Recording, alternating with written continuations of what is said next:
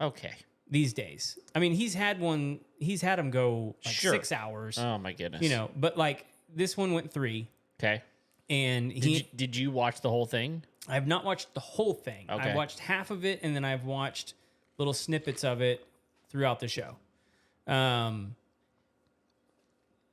Dude, and I'll say this: it wasn't like he wasn't so spectacular that but it was the spectacle of the thing. Like, In what way? that it was Trump on Rogan. The thing, also because like Rogan had said back in 2020 that he was never going to have him on, Right. Because he didn't want to help him, Right. and that was like his word. And I think he was like on the Lex Friedman podcast when he said that. And he talked about it again over the year, but I guess he just changed his mind.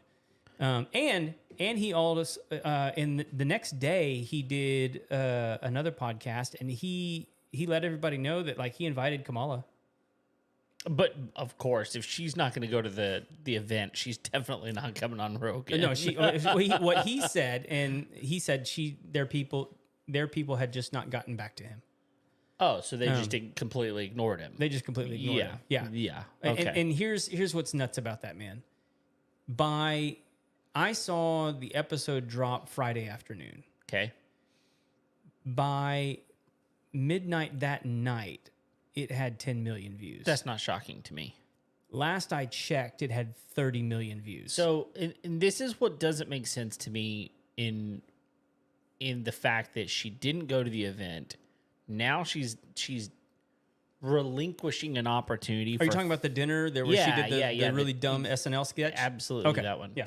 I just want to make sure we're talking about the same thing. Yeah, and now you get the opportunity to go on one of the, if not the largest, it is the biggest podcast in the world. In the world, it is like it's not even like a question. Then,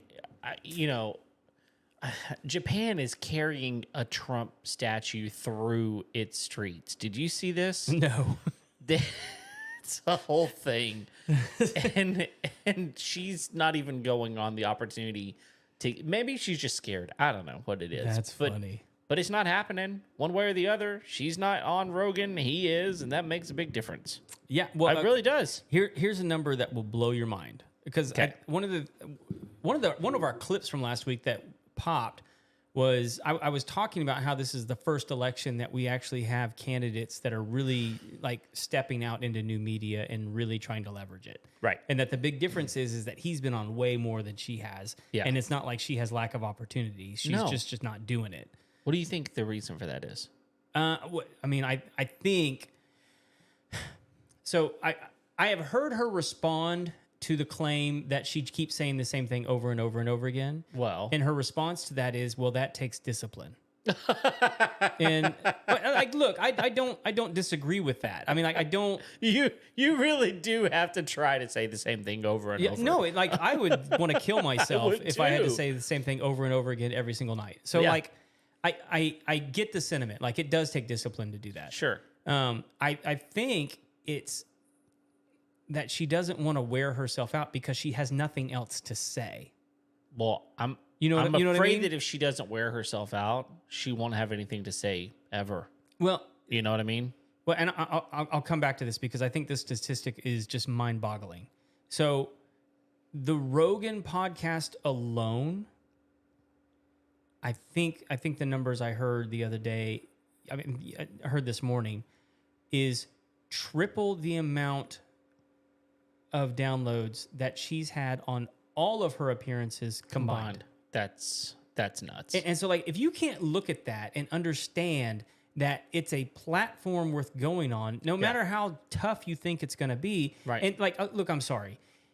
You want to be president of the United States, and you're going to tell me that you're going to be tough on Putin, that you're going to be tough on terrorists in the Middle East, that you're going to be tough on the Gaza Strip, you're going to be tough on Israel. You're scared of Rogan? Yeah, you're scared of that.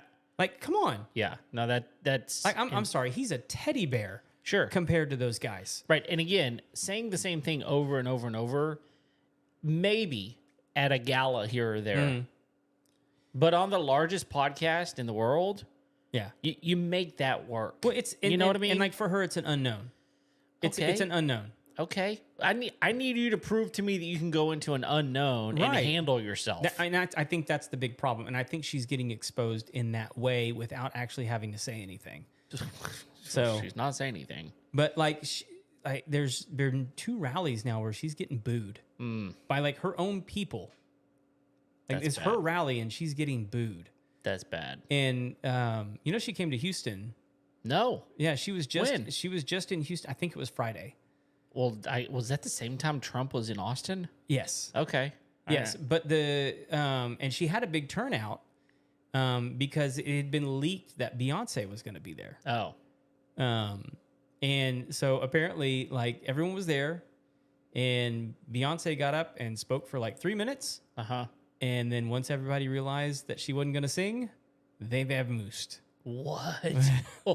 I mean, people still stayed, but like to me, it was so funny because like she'd been knocking Trump for a long time. We didn't turn the lights on, by the way. Oh, just now realizing. Great.